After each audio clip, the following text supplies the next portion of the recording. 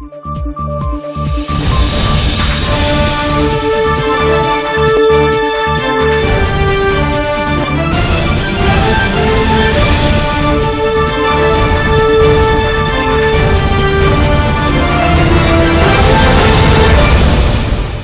أوقاتكم بكل خير. نشرة الأخبار من الفضائية الإريترية، معكم فيها شابر آية والمستهل بأهم وأبرز العناوين.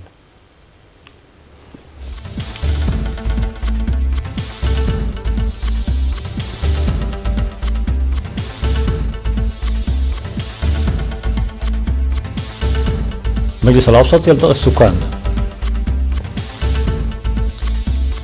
مشاركة شعبية ناجحة في برامج التنمية بشعب. برامج تنموية كبيرة في شمال البحر الأحمر. نساء العالم يطالبن بالمساواة. ترامب يعلن فرض رسوم جمركية على الصلب والألمنيوم. وقطر والناتو تدشنان استراتيجية عسكرية ثنائية.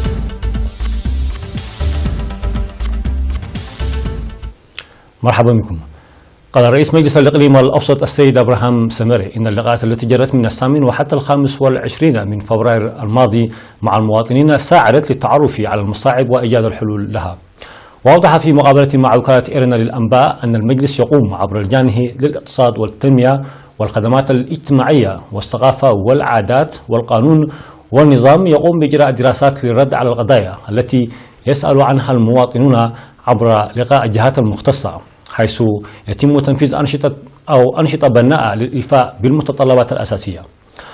وبعد أن ذكر بأن المجلس باعتباره جسرا بين المواطنين والحكومة يشارك في المجالات السياسية والاجتماعية والاقتصادية وينشط بالتفاهم مع الجهات المختصة والمواطنين لضمان تنفيذ اللوائح والمراسيم الصادرة، أشار إلى مناقشة الاجتماعات لبرامج التنمية الكبيرة التي تقوم بها الحكومة والفرص التي خلقتها للمواطنين وقضية المؤجرين والمستأجرين. وفي الختام دعا رئيس مجلس الإقليم الأوسط السيد أبراهام سمري السكان للمساهمة الفعالة للدفع ببرامج التنمية وحماية الآثار وضمان نظافة محيطهم وبناء الشباب بالقيم السمحة وتعزيز أنشطة النفير التنموية ومكافحة العادات الضارة.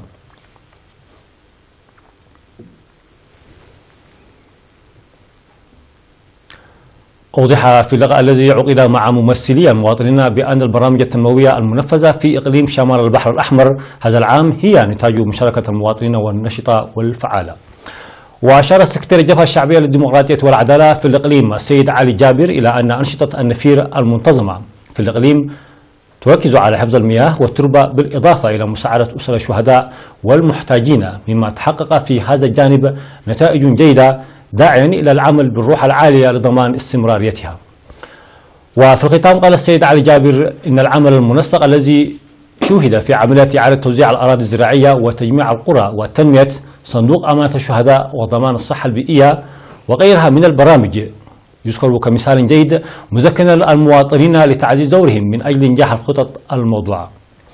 من جانبهم قدم المشاركون مقترحات هامة من ضمنها إيجاد حلول لقلة المياه في موسم الصيف وقضية أراضي الملكية المعروفة بالطيسة وتعرفة المواصلات غير القانونية.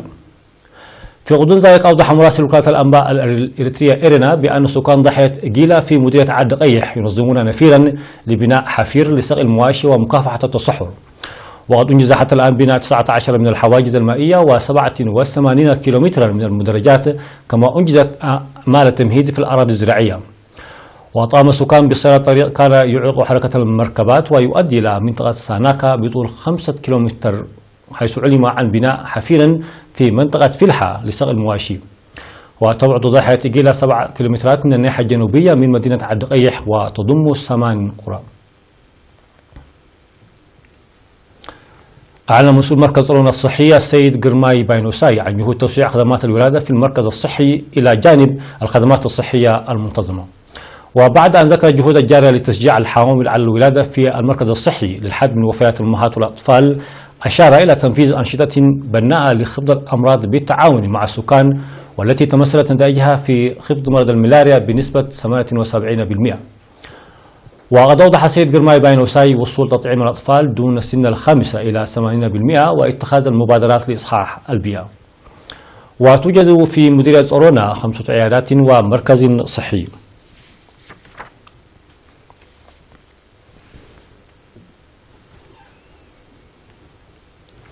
ذكر مسؤول التعليم بارتفاع المشاركة التعليمية في مديريتي عدقيح ودقي.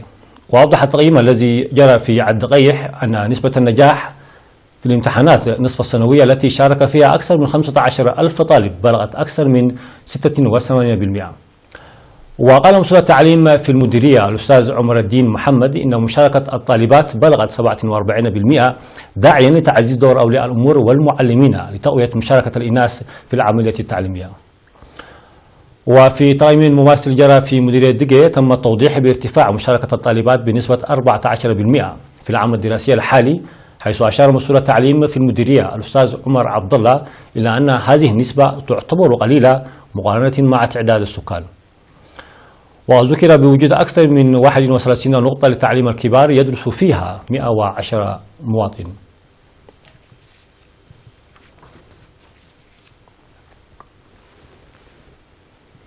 مشاهدونا فاصل ثم الأخبار على الصعيد العالمي.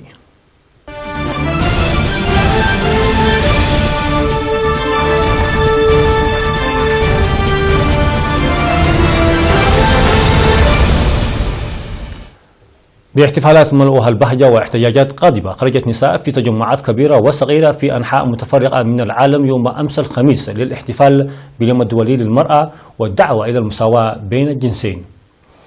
ففي السعودية هتفت وابتهجت نساء لدى احتفالهن باليوم الدولي للمرأة بممارسة حق اكتسبنه حديثا، وهو حق الخروج من بيوتهن للركض. وتظاهرت آلاف النساء على الجادة الرئيسية في اسطنبول وسط انتشار كثيف للشرطة للمطالبة بالحرية والمساواة، كما أطلقت دعوة للإضراب احتجاجا على أعمال العنف التي تتعرض لها النساء في إيطاليا لاقت تجاوبا كبيرا. وفي أسبانيا دخلت النساء في إضراب على مستوى البلاد ونظمن مئات المسيرات والتجمعات في الشوارع احتجاجا على انعدام المساواة بين الجنسين، مما تسبب في إغلاق كثير من الطرق والميادين الرئيسية. وقالت أكبر نقابتين عماليتين إن نحو 6 ملايين امرأة شاركن في الاحتجاجات.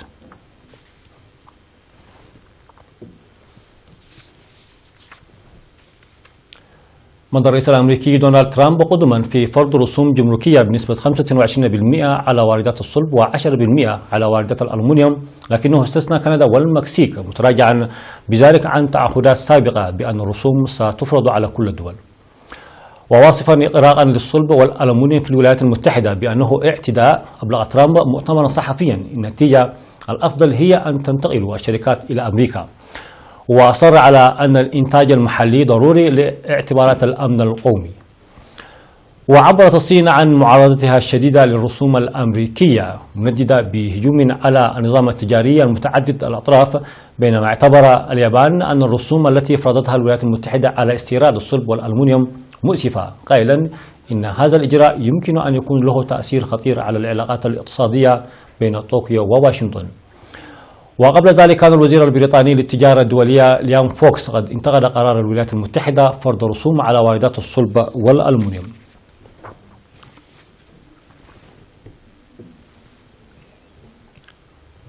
وقع دولة قطر وحلف شمال الأطلسي اتفاقية تعاون في المجالات العسكرية والأمنية في مقر الحلف في بروكسل. جرى التوقيع خلال مباحثات أمير دولة قطر الشيخ تميم بن حمد الثاني مع الأمين العام لحلف الناتو يينس ستولنبرغ.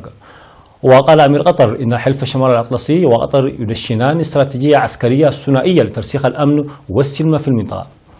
وأضاف أن الاتفاقية التي وقعت تعزز جهود قطر والحلف في التعامل مع التحديات الأمنية التي تواجه العالم في الوقت الراهن.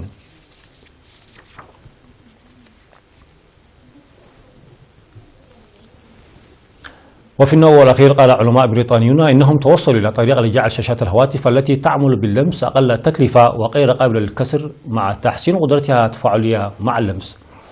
وتعد مشكلة تحطم الشاشات التي تعمل باللمس في الهواتف الذكية واحدة من أهم المشكلات التي تواجه أصحاب هذه الهواتف، وذلك مع ارتفاع تكلفة إصلاحها. لكن علماء من جامعة ساسكس البريطانية قالوا إن لديهم الحل لهذه المشكلة. أحد العلماء الذين شاركوا في تطوير حل لهذه المشكلة قال إن المادة التي تستخدم في صناعة شاشات الهواتف الذكية هي مادة أكسيد قصدير الإنديوم، وهي مادة هشة للغاية وقابلة للكسر، ولهذا يتعين تدعيمها بسطح زجاجي لمنع تحطمها. وأوضح أن فريق العلماء قام برش أسلاك الفضة على شاشات مصنوعة من البلاستيك شديد المرونة، بينما تم وضع جزئيات الجرافين على السطح، وهو ما نتج عنه شاشات أكثر مرونة وأكثر قوة وتحملا.